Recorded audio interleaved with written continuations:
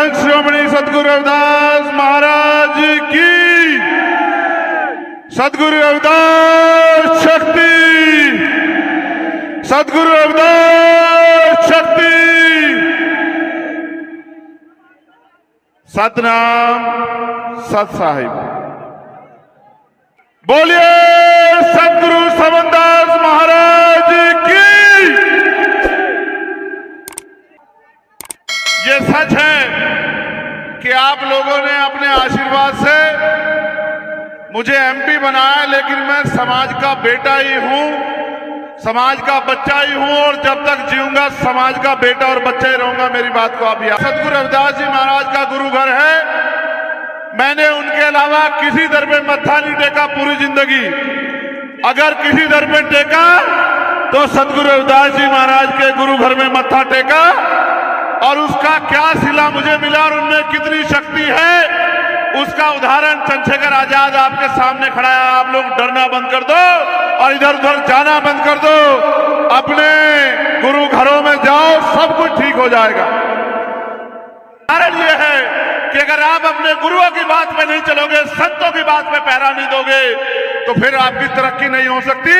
आप किसी के बाप को बाप कह लो, लेकिन अगर आप अपने बाप को बाप नहीं कहोगे तो आपका उद्धार नहीं हो सकता। मेरी बात को आप याद रखना। सतगुरु जी ने कहा, रास्ता बताया, मैं आपको कह रहा हूं, इस रास्ते पे चल जाओ तो आपका जीवन पार हो जाएगा। सतगुरु जी ने कहा कि रविदास मानुष करी बसन्नु, सूकर है दोई ठाव, एक सु स्वराज माही दूसर मरगट गाओ।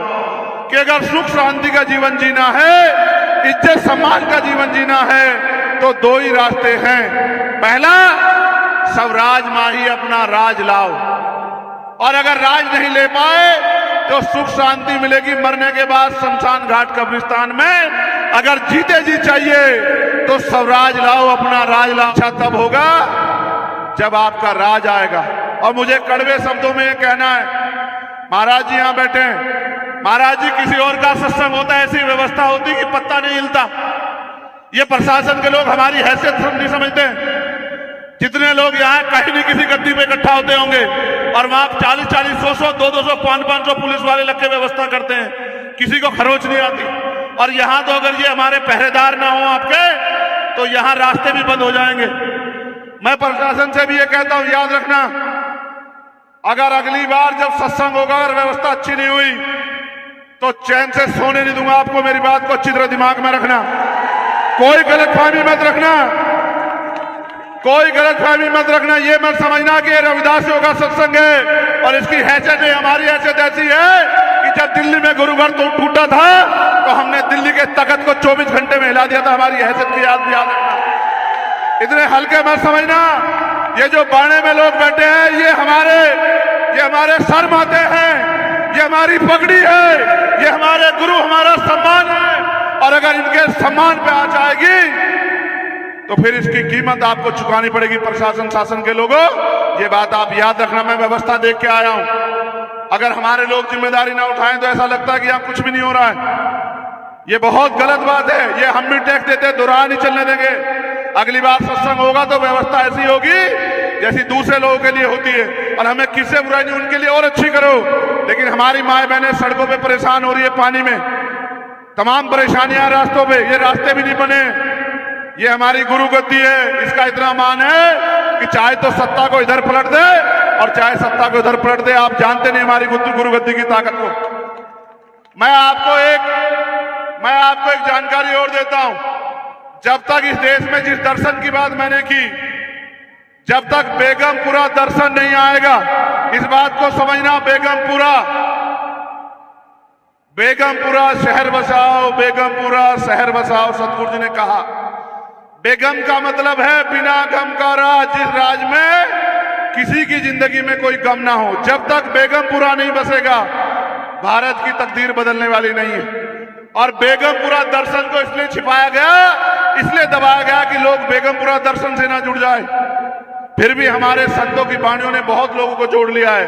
मैं आपको कहता हूं, बेगमपुरा क्या है और बेगमपुरा राज आने से क्या आएगा, इस बेगमपुरा का प्रचार करने के लिए हम लोग जुलाई के बाद अगस्त महीने से एक यात्रा शुरू कर रहे हैं, मानवतावादी बेगमपुरा जागृति यात्रा, और पूरे प्रदेश में लेके जाएंगे जब तक बेगमपुरा शहर नहीं बसता, क्योंकि बेगमपुरा मेरा सपना नहीं है, बेगमपुरा सतगुरु रविदास महाराज जी का सपना है, हमारे कुल गुरु का सपना है, हमारी अस्मिता का सम्मान का सपना है।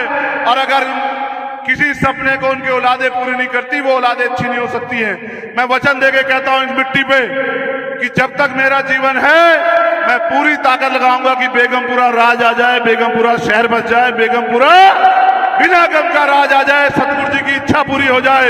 एक उनका खून, उनका बेटा होने के नाते बेगमपुरा राज लाने के लिए हम लोग पूरी मेहनत करेंगे।